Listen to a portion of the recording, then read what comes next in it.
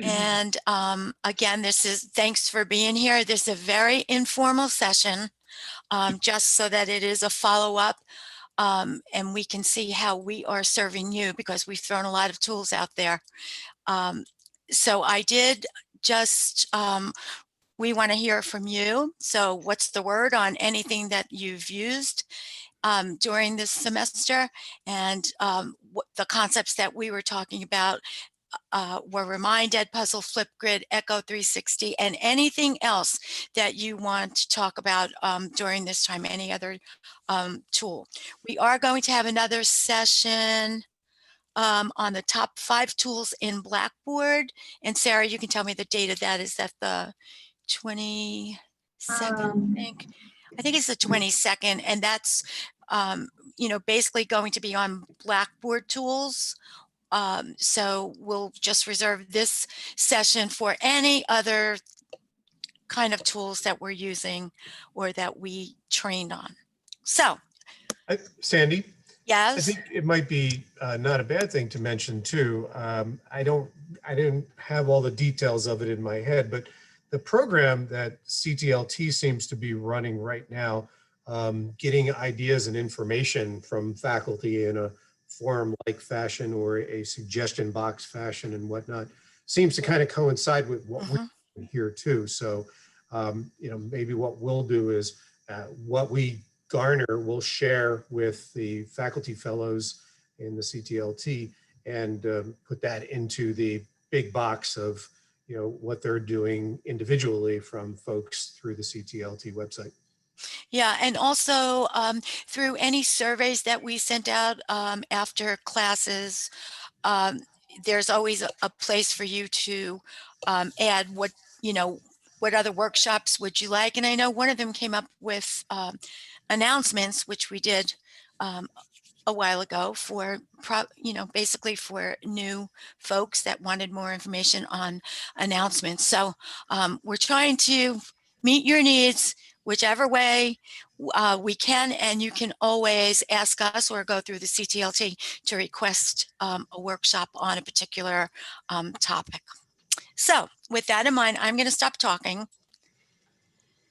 We need to hear from you. Who has a real hot one they want to get off their chest in terms of a success from fall 20 or before? I'll share one. Thank you. Okay, I love Remind. I can't say enough good things about Remind. Oh, great.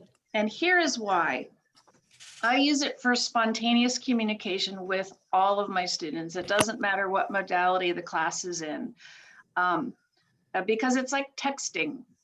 So you can send out announcements to the whole class. You can send them out to a group of students. You can communicate with an individual, and they can do the same with you. So it has total flexibility. So all the users can communicate, and it's private. It doesn't share phone numbers. So I love it. It's got a mobile app and it's got a web app. So for people who don't want an app on their phone or aren't into that, they can use it as a web app. And it's beautiful because it sends spontaneous notifications for whatever you want to share with people, or if they need to reach you. So just a couple minutes ago, one of my students notified me that they might be late for one of my upcoming classes because they have to go to a doctor's appointment. Like, it's just a real quick way. And we had a nice conversation, and I thanked her for letting me know. And she clarified for me when she might be there and what that would mean for what we're doing in class. And like, it's just fantastic that way. What else did I want to tell you about it? That's great. Yeah. Is the setup? How's the setup? Is it hard, easy? Oh my goodness, it's so easy. So it's used by school districts all over the country. So for our purposes, you would get an individual account, which lets you set up to 10 classes. So each class gets its own little area. And then you share a link with students, and it takes them right to the class, and they sign up and put in their phone number, and then they start getting notifications right on their phone, whether or not they download the Remind app. And again, they can use it on the computer as well. But I do all kinds of stuff with it. Like I'll alert students that I've sent them important feedback on a particular assignment. So for example, if they're doing something that's causing them to lose points in a discussion forum, and I know that's going to be a repeated issue, I'll text them quick on Remind and say, hey, check out my feedback. And you know, that can start a conversation, or they'll just let me know that they read it. So I know that they're aware of what I wanted them to see and they won't keep making the same mistakes. So I think it's been fabulous for that. Students will ask me questions, like if an online class has a presentation, they can reach me and we can have a quick conversation like that in a way you just can't do through email. So it's just a really cool tool. Did you start using that this semester, Jen, or had you No. used it? You've been using it for a while, right? Yeah, I've been using it for years. Right, right. Okay. Yeah. Questions? Okay. So I had 2 questions. Now, since Sandy said that, I have 3 questions. So let's with what popped into my head with Sandy's question. Are you using it differently now than you did a year or 2 ago because you've used it so long? Is there any difference in the way you're using it? No. Okay, good enough. Just wanted to know. And then can students communicate with each other, or is it just you to They them can and vice versa? communicate with each other, and I encourage them to do that. So it's nice if they're doing a group activity, they, again, because they can communicate and they're not having to share their phone numbers with each other, they can feel more comfortable. Okay. Here's something I've just started doing in the past. I guess I started this in fall 19, maybe, I forget. When Dev Albarelli came on board with us, when we had a dedicated online librarian, I added him to my online courses on Remind. And then whenever a student was doing something, like they didn't have a good source or they didn't know how to do a reference in APA style, I would send a message to both of them about that issue for the student, which immediately alerted Dev. So then he could just respond right to that student on Remind. And it was like a handoff right to a librarian, which was so awesome. That is. That's That's great. another way to use it. That's really good. Right. Oh, and he's been fantastic. Like he is on. Yeah, Def is on it. Yeah, like him. That's cool. Yeah. If you had to compare and contrast, Jen, how is this different than other forms of communication? You already said something like email, you know, it's just too clunky and too much time span and that kind of thing. But any other types of communication that you would compare it to that, what makes this one so much better besides that time span thing? And I think too, maybe you'll probably say this, but I'll add it right away, is, hey, we're hitting them where they are, right? On their they're using this all the time, right? But anything you have to say there? Well, I've stopped using email with students. So in all my classes, I tell them right off the top, don't use email, use Remind.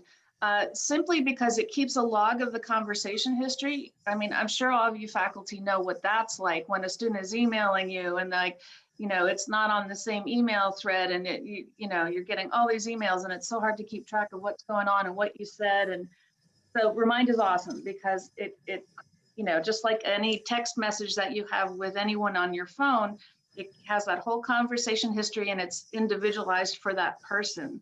So you can keep track of what you're doing in a way that's impossible with email. Can they can they attach things in here as well? Okay. Yeah. So they can send you files.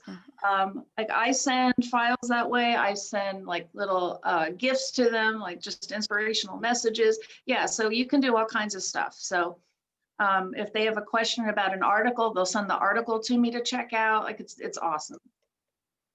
I use Slack in some courses for discussion boards. So comparing that to Remind for spontaneous communication, I would say Remind is much better simply because it keeps everything separated in a way that Slack does not. So I just really, really like it as a standalone app. It's interesting because I've never used Slack with my students, but I used Slack with my previous organization and was obsessed. Like my team loved Slack so much. We had different channels, and so we knew what conversations needed to go where. And I mean, we actually did one day where we were only I charged them with only responding to each, like we could only talk using GIFs or GIFs, whatever. It was hysterical. So we just had a lot of fun with it. Anyway. So I haven't even tried to even think about that with school, just because I didn't know if Slack was free. But I really like this. I'm going to check out this Remind for sure for next semester. So I like Slack too, but I just think Remind is very simple. I like the layout of it. And just for having communication with every single class, I just think it works better. Like I want to use Slack just for discussion forums. Now that we went in that direction, Jen, and I hate to just keep going on you, but you have used Teams too, right? And Slack is a little similar to Teams. So what would be the comparison there? Okay, so I'm not a fan of Teams for a couple reasons. For one thing, you have to log into Teams and find the chat function, and it doesn't push out notifications in the same way that Remind does. Remind is designed to work like a texting app, where Teams does a lot of things. And I think Teams is great for within NCC, like for employee groups, to be able to work on projects together, but for classes, not so much. And so students wouldn't necessarily know that they have a message there unless they're in Teams, so you can't reach them instantly. And so that kind of defeats the purpose. Well, I think there's a notification process, but of course they have to turn that on or subscribe to it or something like that. Yep. Or have the app on their phone. It's much. I mean, I always have Teams open on mine, and I missed a chat from like 2 weeks ago. So I mean, it's actually on my computer, and I totally missed it. So it's I have it on my phone as well, so I get the messages, even if I'm not at my computer. But I don't know that students would have it open all the time anyway. And right now, our Teams is not available for student use yet. Yeah, but we use it in our team. And by the way, Marshall is here and Sarah is here, and I don't know if you all know who they are. I know I bugged most of these people to be here, and I appreciate it greatly. But hi, if we haven't met properly, I'm Sarah. I'm the Online Faculty Training and Development Specialist. I have a lot of words in my title. And I'm hoping to help adapt, help support faculty in learning new things, professional development, that kind of thing. Thanks, Sarah. I'm Marshall Miller. I am the manager of instructional design for the non-credit side of Northampton. But I'm very excited to, I like to get involved either way, but this seemed like a really good idea to jump in here. I don't know how much I can contribute, but I'm already on board with this Remind thing. I just signed up. So, I'm here to learn, so. Oh, cool. I'll send you an invite too, Marshall. Okay. Marshall likes Teams. He likes Teams. I do, but I'm looking at this too. I mean, just even the idea that you can text, it's more of a student facing like interaction anyway. And I mean, it looks like there's a lot more ways where it would be more natural for them to do it than having another, and we already know, I mean, specifically our team too, how many different tools we support. And I'm sure so a student has a schedule and a bunch of their different instructors have different things. But if you're in like a text app, that's second nature, that's native to them. So, that has to simplify the process too. So I'm actually really excited about this tool. That's cool. Let me add one more thing about that. So I just want to qualify what I said about Teams. Like I'm in a faculty discussion group on Teams, and that's a perfect use of Teams. So I think I made a blanket statement I shouldn't have made. So Teams has its place, and I just think it's very good for things that don't need to be instant, and for things that are, again, between employees at the college. I don't think it works as well for students. And it's great that we're now in this remote situation for our team, because we can't just, run across the hallway and talk to somebody. So, it's really good for this situation. I'm not so sure if we go back to the office, or when we go back to the office, that we'll be using it as heavily. Right. But for now, it really works for us. Cool. Yeah, thanks. Good contributions. Thanks, Jen. We Sure. really appreciate that. I had a thought, but it kind of fleeted out of my head. So I'll just leave it up to anybody else that wants to contribute something.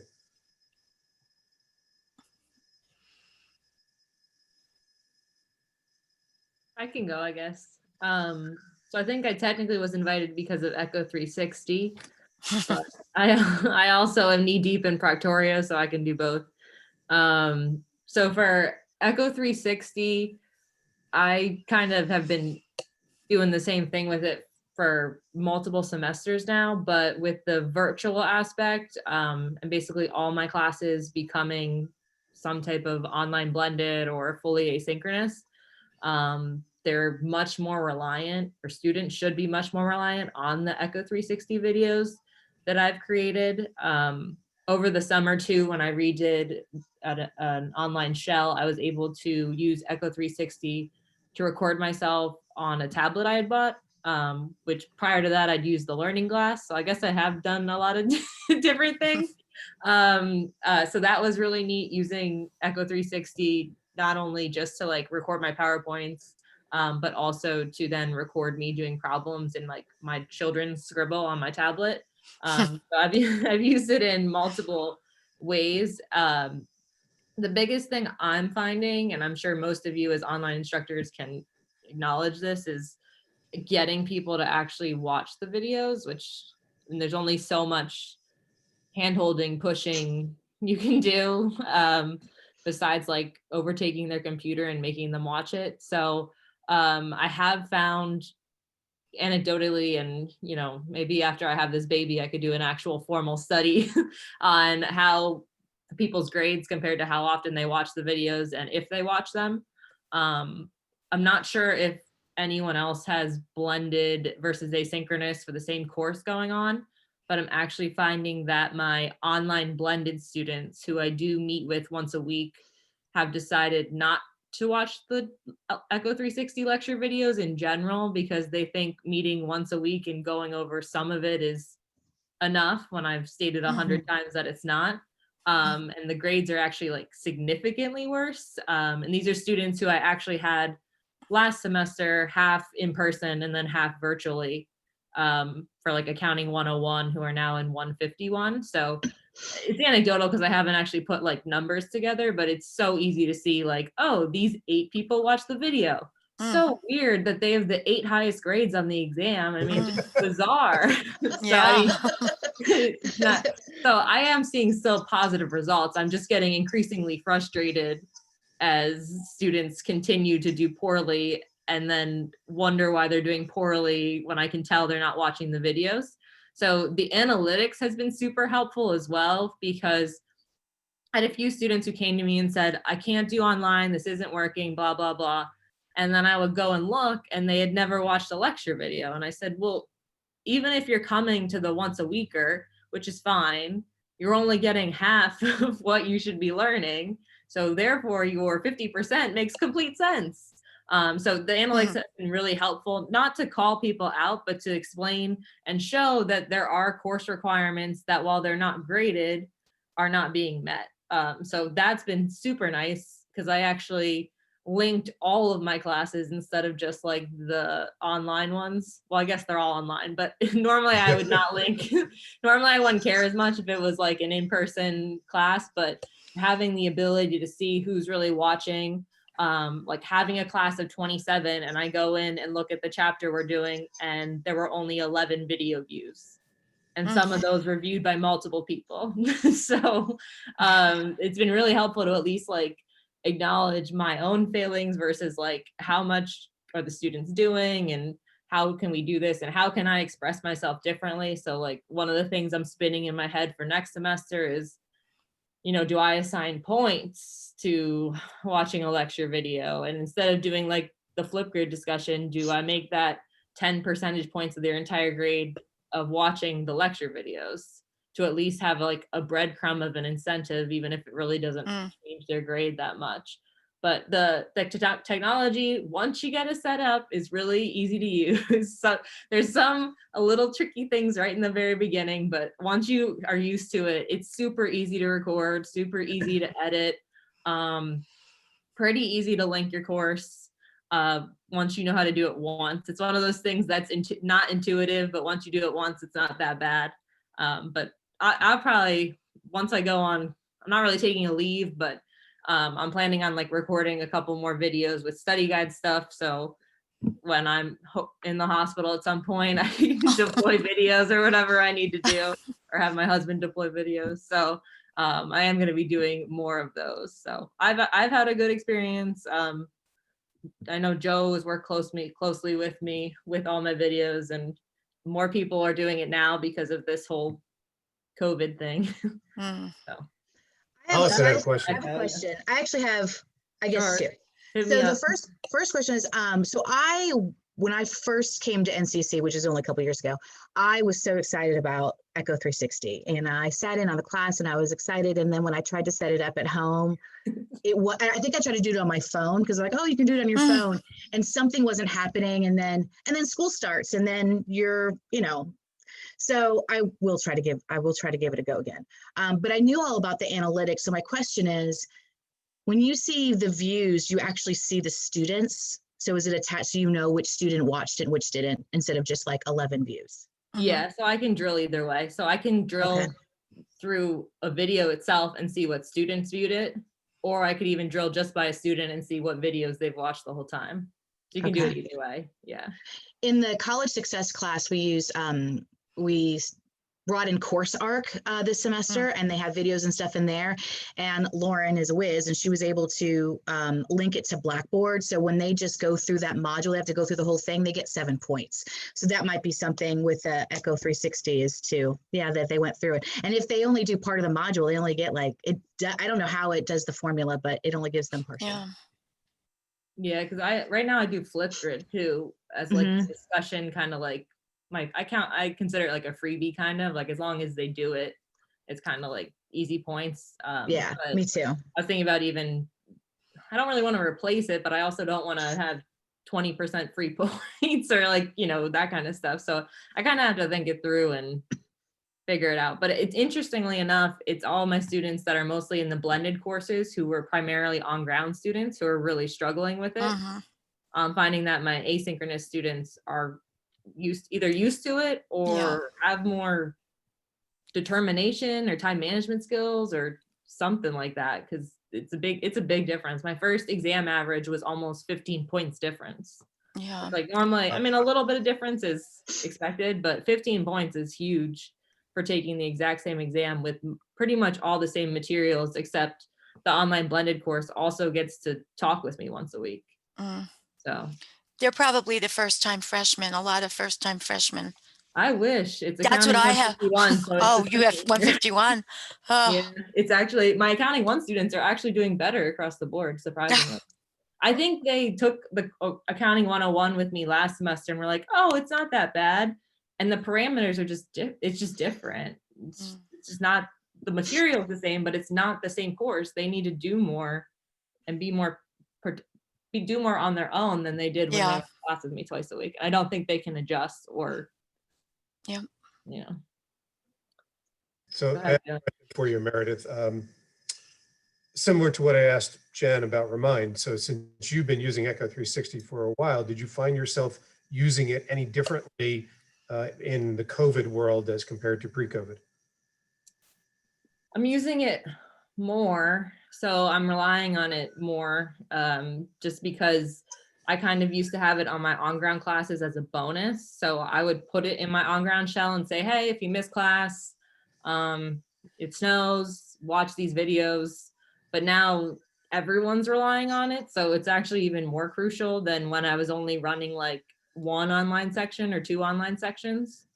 So that, as far as like my personal use, I started this semester like 7 months pregnant. So I didn't do, my summer was not focused solely on expanding my Echo 360 use. But like I said, I'm probably going to record more videos of myself that I can deploy more like instead of doing a live class once my baby's born for this semester. So that's one way I'm thinking of using it that I haven't yet, is kind of replacing that like live session with a recorded video that they could then interact with, use the confusion flags, ask questions that I can check on and not have to be like available 9:30 to 10:45 on Tuesday. So that's, I mean, I haven't done it yet, but that's partially what I'm planning on doing in the future.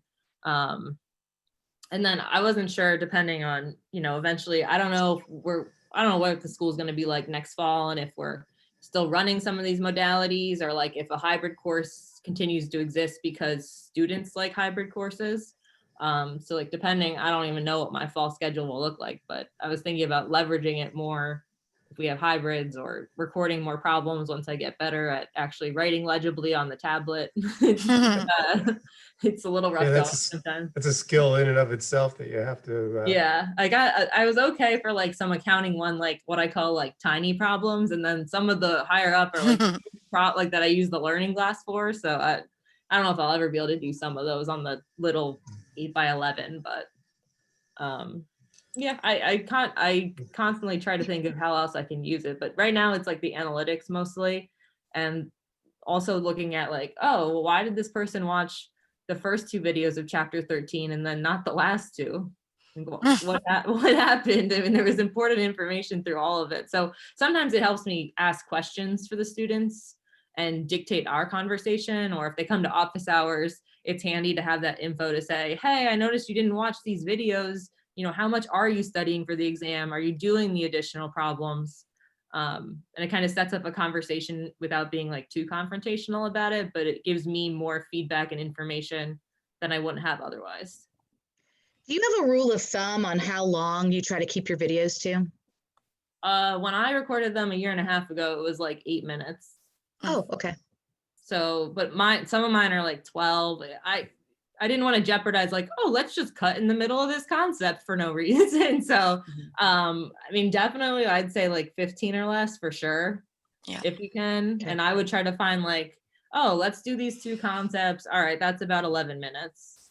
But I didn't watch the clock, like have a thing next to me, like timing me down and then hit stop. But mine are anywhere between like 8 and probably 15 minutes, depending on the chapter and the topic. Okay. But I mean, I probably should make them like 2 minutes long, honestly. No, that's pretty hard to get with a math problem. Students in 2 minutes. I'm doing like an online childbirth class, and like all the videos in it are 3 minutes or less. And I'm like, maybe this is the thing. This is it. This is what it used to be like. Well, they certainly don't like them very long, but maybe you can remind them to watch their videos. Well, and with Echo, by the way, you can like stop and pause. Yeah. So, I mean, just because it's 12 minutes, they don't have to sit there for 12. Right. They can stop it. I mean, let's do accounting on Snapchat. How's that? I'm about there. That's where I'll be like next year, probably at this rate. Or TikTok. Oh, TikTok. They'll love it if you put it on TikTok. Yeah. Oh my gosh. I tried to learn how to do that and I was an absolute failure. So I deleted it. I was just trying to be funny. I wanted to drink and I was like, I'm going to show my sister all these. Yeah, forget it. It's an absolute failure. Yeah. Yeah. Well, you know, let's stick to the academic stuff. TikTok certainly can be, I'm sure, but it seems to be so much more fluff than anything else right now. Mm-hmm. A lot of our tools probably did start out in that realm and made their way to a lot more focused academic environment for one reason or another. And not to be a bell here slash, I'm not here to just tout Echo 360, but you brought up a couple of things, Meredith, and I just want to point them out. And thanks for sharing in the latter part of what you talked about, some of the other features like confusion, study guide, questions that students can actually pose when they're watching the videos. And those are time-stamped with the particular points in the video as they watch them, and you can see that on your analytics dashboard. But You talked about get them to watch it, number one, and also, I was going to bring up something, but I'm not going to bring that up. But also maybe how we can get them a little bit more interactive, and just simply. And since Allison brought this up too, you know, most people who are using Echo 360 still don't know that the tool actually has a gradable component. So when you're setting it up in your course, you can click whether you're grading or not. And if you do that, then it creates a grade column in the grade center. And there's a number of parameters that you could use to decide by how you're going to grade the student's interactivity. It could simply be viewing. It can be something that we call engagement, which is a few parameters put together, and one or two other criteria that you would select based upon that information that is being collected in the analytics. And then all you have to do is, unfortunately, it is a manual process, but you literally have to push that data over into the grade center column in one fell swoop, not person by person. And then you could actually provide for a grade more or less in a grade column if you're looking to do that.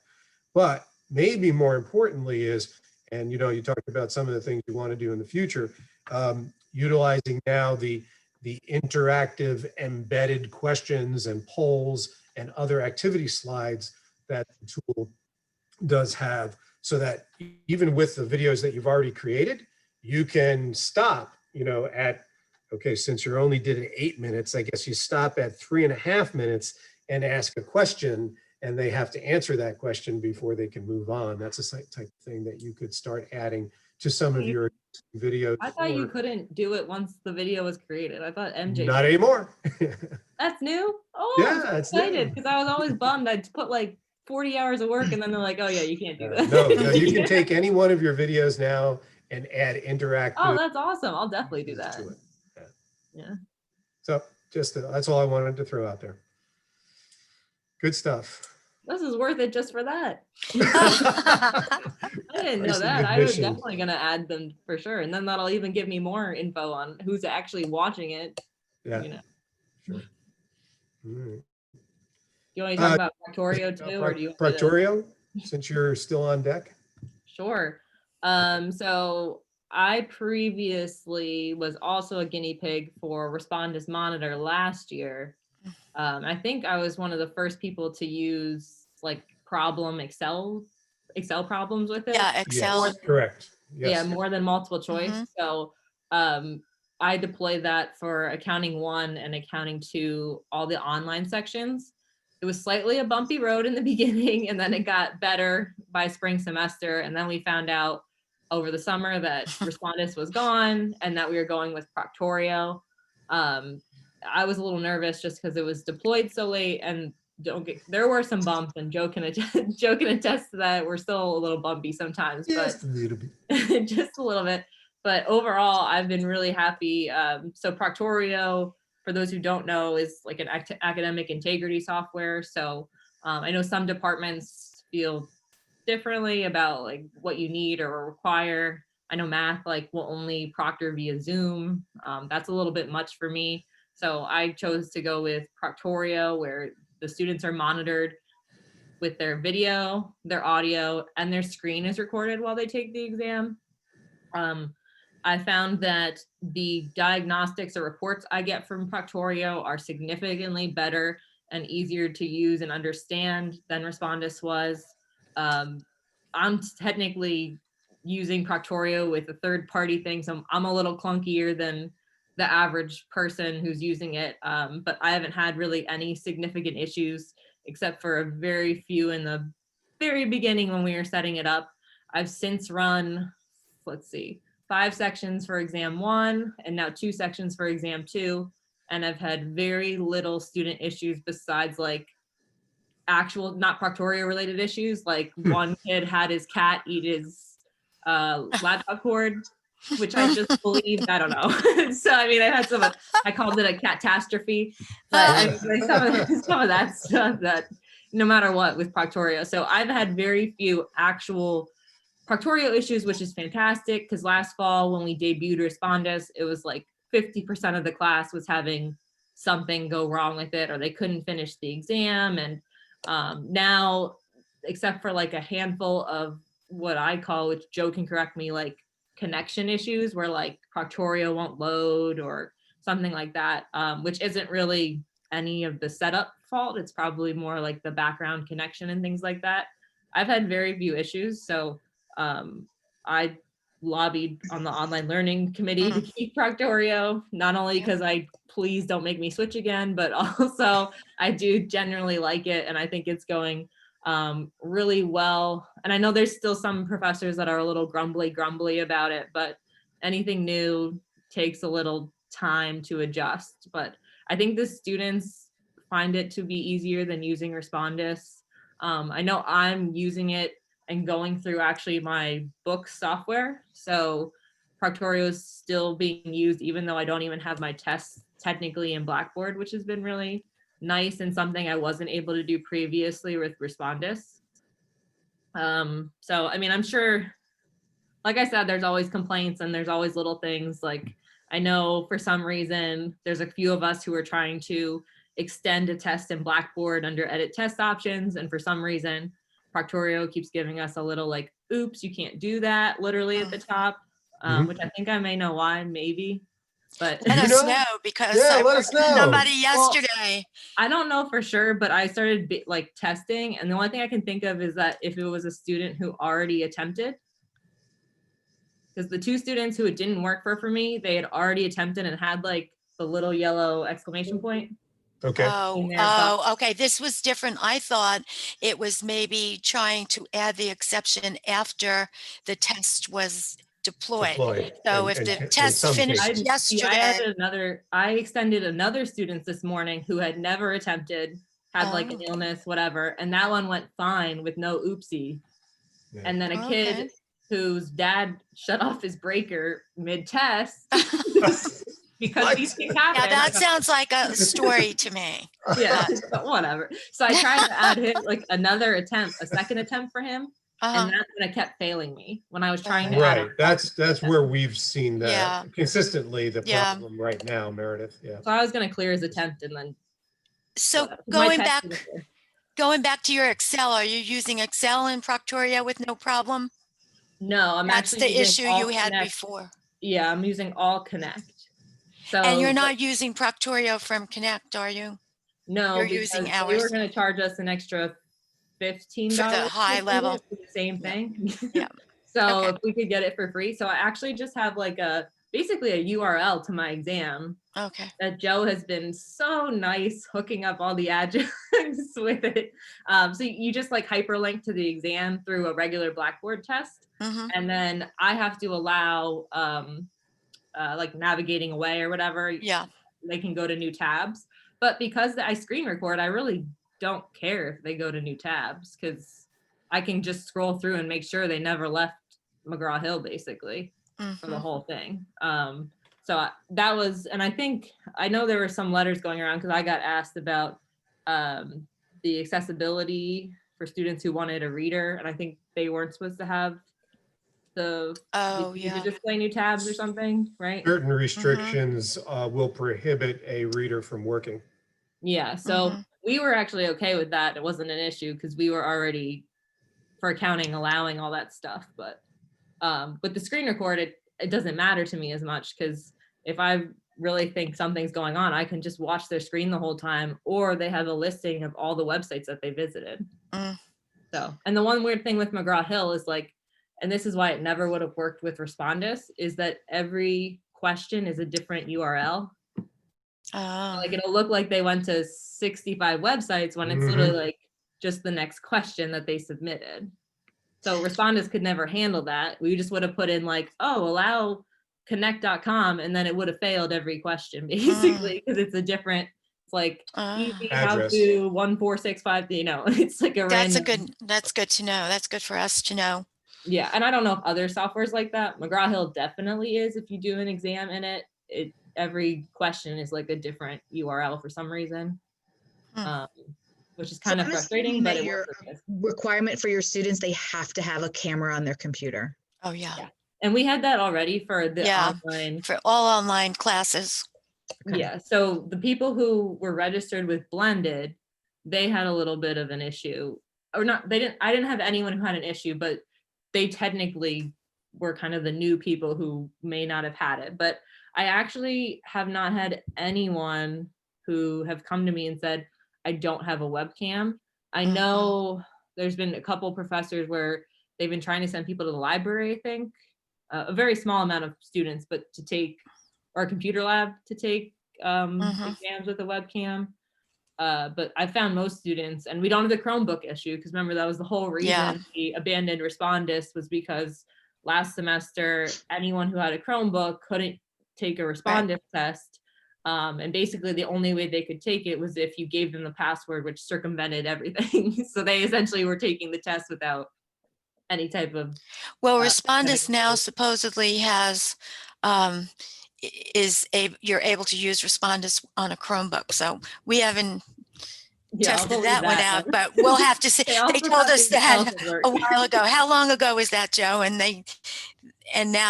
that's the reason why we left them, because we had all these, we gave out how many Chromebooks, during COVID to begin with. So if they can't use.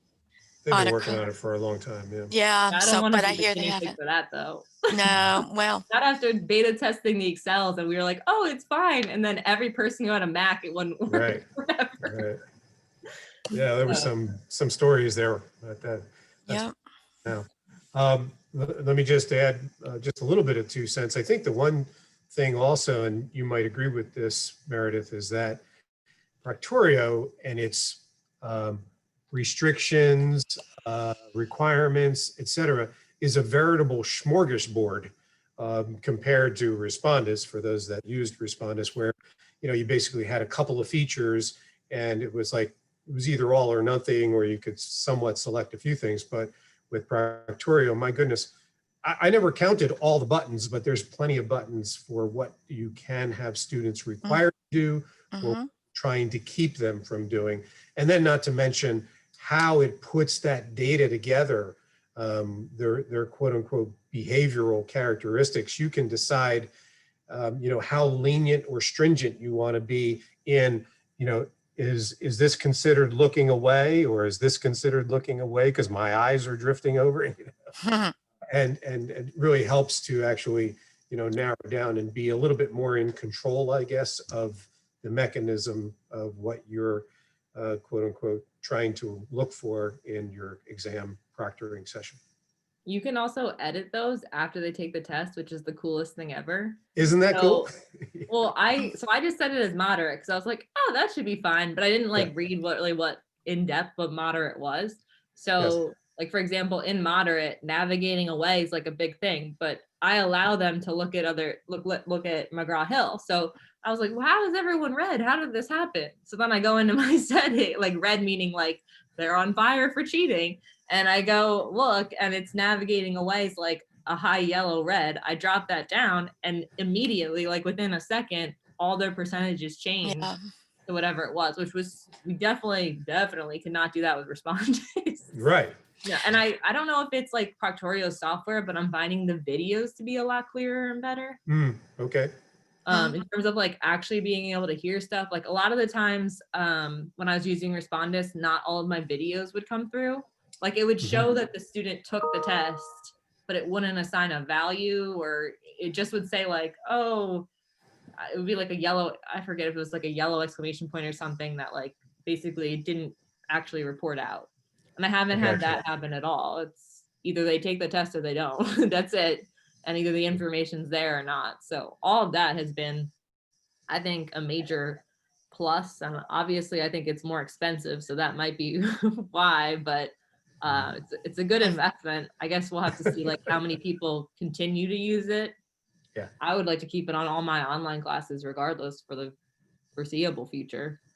So I'm sure there'll be complaints too, but I've had a really positive experience. I also, Joe and Sandy know, I don't freak out about tech stuff that much. Like, I roll with the punches more so than the average parent. Yes. You don't get frantic phone calls. Yeah. You have what we call a good technical constitution, Meredith. Swallow pills without water, and things roll off of you pretty well. Like, we'll figure it out. Yeah, we'll figure it out. That's right. So Allison, did you try anything new this semester? FlipGrid. All right. So I piloted FlipGrid for the college success class this summer, Okay. and then decided to bring it into my communication, my introduction to communication class, because I'm teaching all async. And you know, one of the feedback that I always get from students is that they those that didn't really choose to do online, they kind of had to. Yeah. That kind of engagement in the classroom. And so I was like, how can I kind of bring it to life and not be this robot that types them things, right? You know, that I have a personality, I have a face, I have a voice. And so I've been using FlipGrid and love it. And the students, for the most part, I've gotten positive feedback that they really enjoy it. I have a handful. I mean, I'm in a weird situation because I'm teaching 9 classes. So Oh my. oh, everyone does FlipGrid, like, because that just isn't going to happen with that many classes. But I would say the majority of all my classes, the students are doing FlipGrid. And I really try to, so with the college success, they have one every week. With my comm class, I alternate discussion board and FlipGrid. So this week they have FlipGrid and they have to tell me what their informative speech topic is. So I try to keep it short. I really try to keep it at 1.5 minutes. Like, that's what I put the timer at. So you can time it from, I think, 30 or 15 seconds or 30 seconds all the way up to 10 minutes. 30 seconds, I think. But I know that I'm responding to 160 plus students. So I can't listen to 10 minutes of all of that. So keep it short. So I can also listen to all of them and then respond as well. And they have to respond to each other. What I really loved about doing it for the comm class was, instead of them introducing themselves on discussion board, I made that a FlipGrid. And so they were, and I did mine first. Like, I made sure that mine was posted first so they could see. And I tried to be a little bit more informal. Like, I might wear something like this, or I might have a sweatshirt on. I think I've worn a few hats on bad hair day when I'm responding. But I want them to be comfortable. I want them to be authentic and be honest in their responses, and not feel like they have to, you know, be all fancy until the speech. That's going to be different. But so yeah, so I could do that, and had some really fun ones back, and they respond to each other. The only thing about FlipGrid is that it changes. Like, they keep bringing new things in, and they change the link. So when I did the FlipGrid training for the CTLT, I did one week and one the next week. Within that week, they changed the wording. They changed the lingo.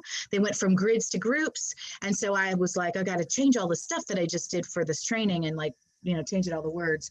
And then recently, in order to respond to a video, it had to be a video, and now it can be text. So you can actually text. But also, when we used to respond with my video, I would do the little selfie, you know, at the end. You do your video and you check it, and then you do a selfie. And then when you click next, you type in, like, your name and who you're responding to, or title. You could do that. They got away with that. And now you have to actually find your video, and there's a little, like, airplane to click it to send. So yesterday I responded to like 6 videos and had to redo them all because I didn't do that last step and didn't realize it. So I was a little annoyed, but, and I hate that it happened like in the middle of the semester. So I'm hoping my students caught that, and I'll find out this week when I grade them, but they've, I don't know, really, really liked it. And then I used the FlipGrid Shorts. That is 10 minutes. And I did a PowerPoint, and it was to explain the informative speech, because they have a folder, they have directions, there are tons of videos on there for them to watch. But I felt like I needed to explain things in my words so that they really understood, you know, repetition, repetition, repetition, you know. So I did, it was right at 10 minutes. It cuts you off. Have to be fast though. So I had a PowerPoint, and when you click record or start, you have 3 seconds. And then I had to like make sure that I could bring my PowerPoint up really quickly, and then you get started. So that was the only, again, that was the first time I had done it. So there might be a better way, but I felt like, oh my gosh, like it was so fast, and I had to make sure. It took me a few times to start it. But then I posted it, super easy. I embedded it in that folder at the very top. And the other thing about FlipGrid is if you have students that don't want to be seen. You can blur, you can have all these different filters. So you can look like you're in the witness protection program. No, you just see the voice. I did one just to be cute and I put an emoji over my face.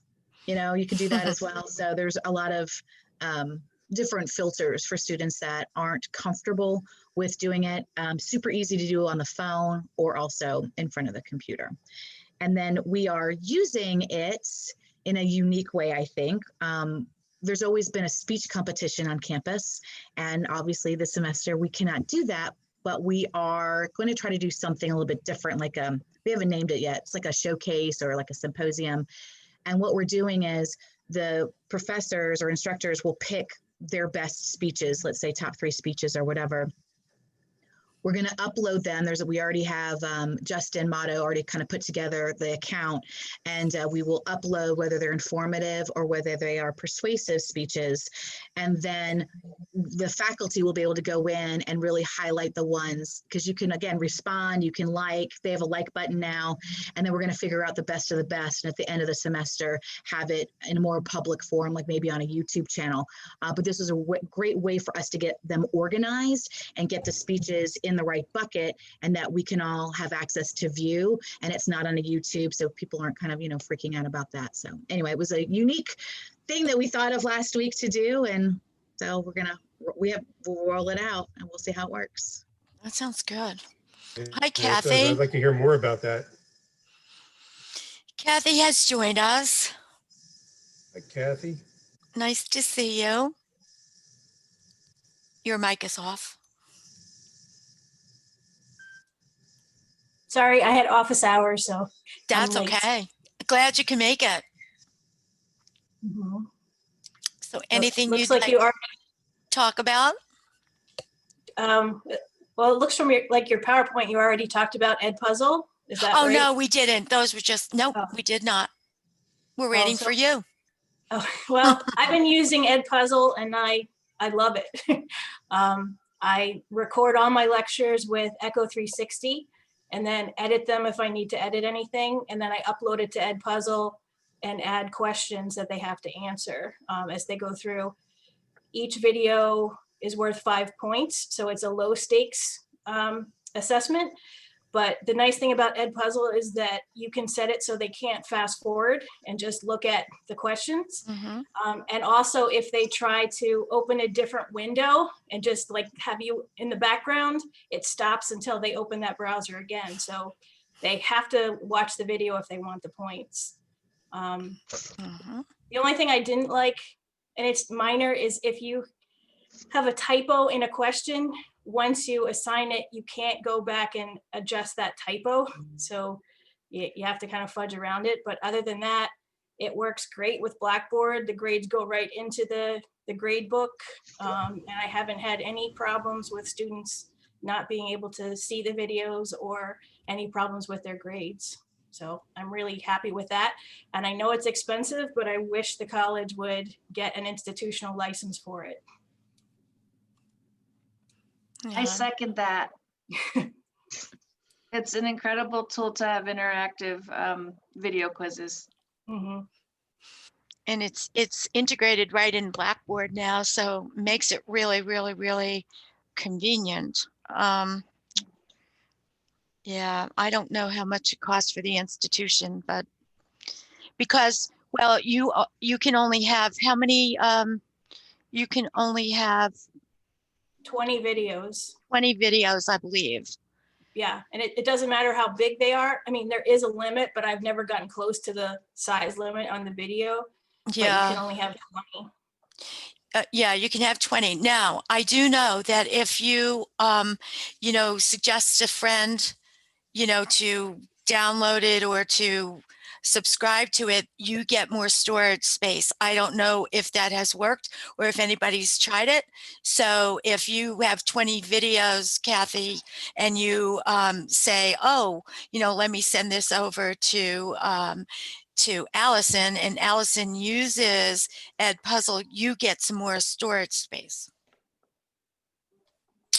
And I don't know if Yes, anybody's. I've heard that. Yeah. But I haven't tried it. But I actually have subscribed to it now. So There's Oh, a you're monthly okay. fee for it because I quickly reached 20 videos. Yeah. Kathy, in that limitation of 20 videos, does it, can you delete one and add another, or would it be not helpful to delete one? I can delete one, and I considered that before I gave them my credit card number. Yeah. But if I delete it, then there's no way to download the file and save the questions. Right. So I would have to go back and recreate the questions, which Recreate. Okay. isn't a huge deal, but I know I'm teaching at least one of these courses again in the spring. And I just figure, and if I add up all the videos just from one class, it's going to exceed 20. So it just was easier to me to bite the bullet and pay for it than to be deleting and uploading and recreating. Is it organized in a way that when you have several sections, like is it organized in a way that, like, I guess each section would have their own link? Yeah, so it's Does that make linked. sense? Okay. It's linked from Blackboard. So when you go in and you create an item or an assignment, there's actually an option for EdPuzzle. And so you create it and it links your grade book for that course to a grade book for EdPuzzle. So once you go into EdPuzzle, there's a grade book for all of your classes that you can download if you want to. But like I said, it's linked directly to Blackboard, so you don't need to do that. Okay. Thanks. And there's no restriction on how many courses And I link to one video? no, because I have multiple sections of microbiology It's and they're just all a linked to the video. same video. Yeah. They just have different grade books. It's one to many. And I did try, Joe knows, I tried the Echo 360 and it was a fiasco. I tried the polling features. It seemed like it was going to be great, but then when I launched it live to the students, Monday morning, I started getting emails saying that they were getting these error messages. They couldn't get the videos. The grade book doesn't link to Blackboard automatically. You have to manually send it over. And this, so it was just, it was not worth the effort at that point when EdPuzzle works so well. Yep. Thanks, Kathy. We're going to revisit that in the future, and maybe Meredith was talking about Echo 360 earlier, and maybe she'll be looking at it from her perspective too. So try to get a handle on, what is the roadblock here, if anything, and just a matter of us not having full time to devote to it as well. Yeah, I use it to record my videos. It works great for recording and editing. If I need to, cut something out or shorten it, it's just the polling feature is what gave me a headache. Right. And anything particular from your students' perspective about EdPuzzle that you can share, Kathy? Mostly I haven't had any negative feedback. I've had positive feedback from a couple of students telling me that they really liked listening to the video, which I found amusing. So, they like it a lot better than just looking at a PowerPoint. And they can go back and look at that video as many times as they want, but they only can submit their questions one time. Okay. So I think it's, great that they can revisit it. I also post the PowerPoint that I show in the video so that they don't have to listen to the video again. If they just want to, look at a particular slide, that's available to them too. All right, this is all good. Really good. I know Karen wanted to be here to talk about EdPuzzle, so maybe she can make it to the next one to give us her insight on it. So anything else from anyone? Anyone want to add anything?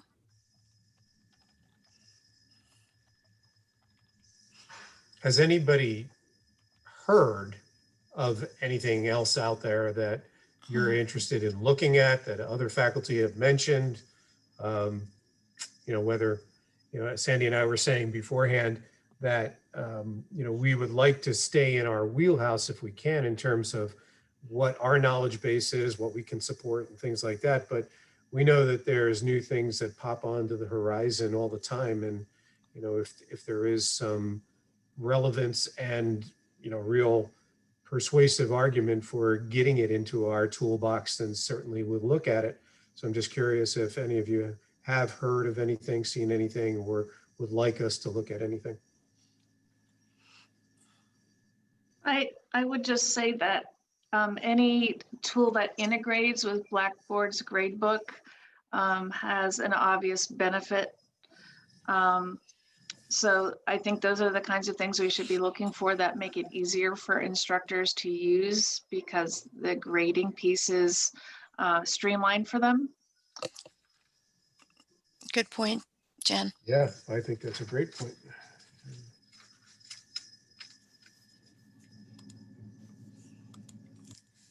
All right. So it is almost 5 minutes past 12. And does anybody else have anything else they want to add? This certainly was good. I think if you weren't familiar with some of these tools, you got a really good, more than a bird's eye view of how you could be using them in your class. There's always, you know, you're going to use the tools that you feel comfortable with and that are really match what you teach. You know, FlipGrid might not be good for your class, but it may, you know, but Echo 360 might be better for your class than someone else's class. So whatever works for you. I think it's really good, Allison, that you're integrating all the FlipGrid into the college success. I have seen a big difference in some new students. They seem, number one, more prepared when they come into the classroom, and they're more comfortable with the tools that they're using. So I think that's a real plus. You can bring that back to Kathy. I will. And the other, I really like it with the intro to communication class, because, you know, when I'm in the classroom with them, we're always talking, and so they get a lot more comfortable talking in front of each other. Right. But with an async, we don't really have that, and all of a sudden they have to do a speech and they have to have an audience. And so the FlipGrid is building them up, that they've been on this camera now for, well, it'll be 9 weeks by the time their first speech is due. Right. And so they're, you know, they're ready. They've been doing it. You've been public speaking this entire time. So I really thought that was a good way to kind of get them all rammed up, and instead of in the classroom where it's just a little bit easier when we're already comfortable. Yeah. That's a great point. Great. I have one last thing to throw in here that hopefully won't take much time at all. And all of you, I'm assuming, have been doing virtual classroom synchronous sessions using some sort of tool. So can we just go down the line? Tell me which tool you're using or have decided to use, and maybe just the one main reason why you've chosen that tool. You want to start, Allison? Because you're in my list. You're the first. Okay. Okay. All right. So mine's all async, but I have office hours and I use Zoom, and I use Zoom because I've been using it for years, even before I came to NCC. So I'm very familiar with the tools. I actually tutor my cousin's little boy. Well, anyway, in algebra, and I like the whiteboard because I can do all the math problems on the whiteboard. So there's just a lot of tools, and I'm just very comfortable with it. Thank you. And then we have.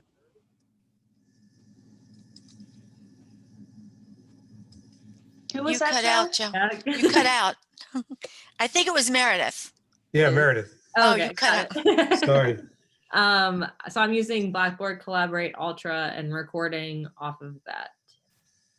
And students, once they could find it, are good. Do you provide links? I usually don't, to be honest. I provided screenshots the first week.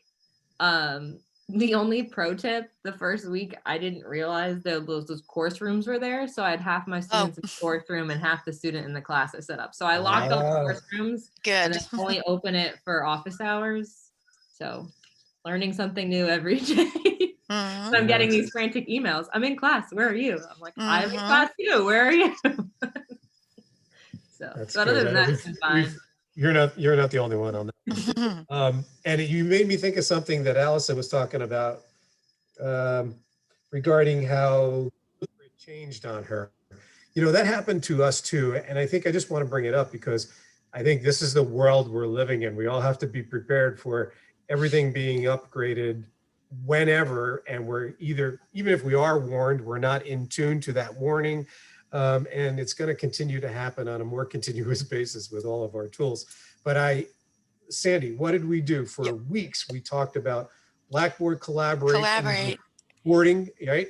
And say, we told people, give the link to the recording, put it in your courses, blah, blah, blah. Well, all of a sudden, somewhere like 2 weeks into the semester, we got people telling us, my students can't see the recordings. They can't find the recordings. It said, you know, you're giving some kind of message. So here, Blackboard Collaborate did an update, and for more security reasons, they didn't make those links automatically viewable. They didn't provide the permission automatically. So now we had to tell people, you have to go in there and literally indicate with a checkbox that you want the link to be available to the public.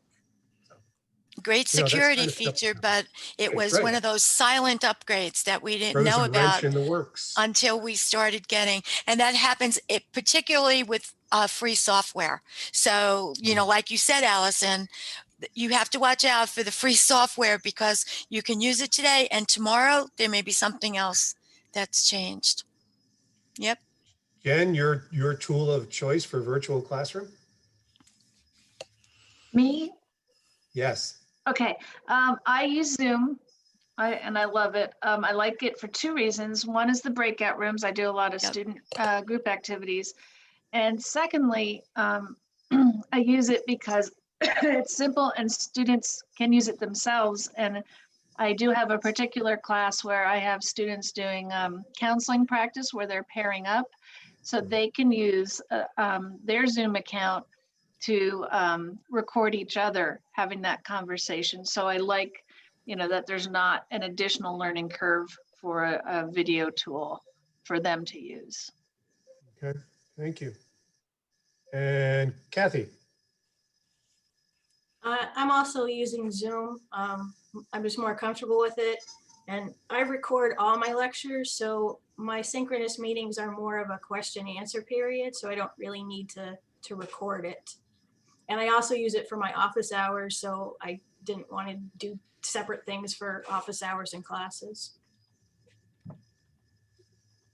Okay, I appreciate that input, guys.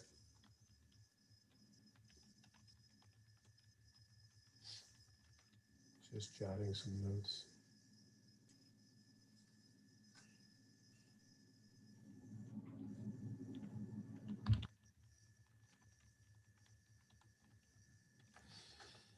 Okay, anybody else last minute things? I was going to ask Marshall if he had anything to offer before he left. He probably has another meeting. Okay.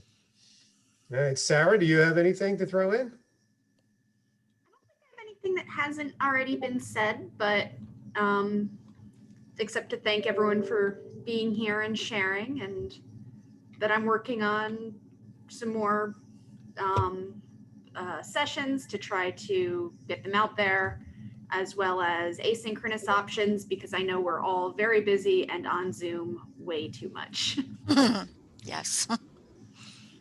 Yeah, I remember in our TLTR, Jen, that you said specifically, I don't know if I can quote you, but you know, you and your faculty, you're up to your necks in work and trying to keep the students, you know, success up and field all the questions and things like that. So to all of you, we really appreciate the time you take to do this for one another and for us. And thank you very much. And I hope that your rest of your semester is going to be a little bit more downhill. Yeah, we're just about halfway through, aren't we? Yep. Well, and they're just getting ready to speak on Zoom. Okay. You want to wrap it, Sandy? I do want to wrap it. So thanks everybody for being here. This is really, really very helpful. And we hope to do this again sometime. So thanks for participating. Have a great rest of the semester if we don't get with you again, but I'm sure we'll see you in some other sessions that we have. So take care of yourself, Meredith. Good luck, Meredith. Bye. And take some time for you and that baby. You don't have to make videos while you're in the labor room. I'm trying to make videos now, like that's good. Take some time for you. Yeah. I'll try. All Bye, right. everybody. Thank Take care, you. everyone.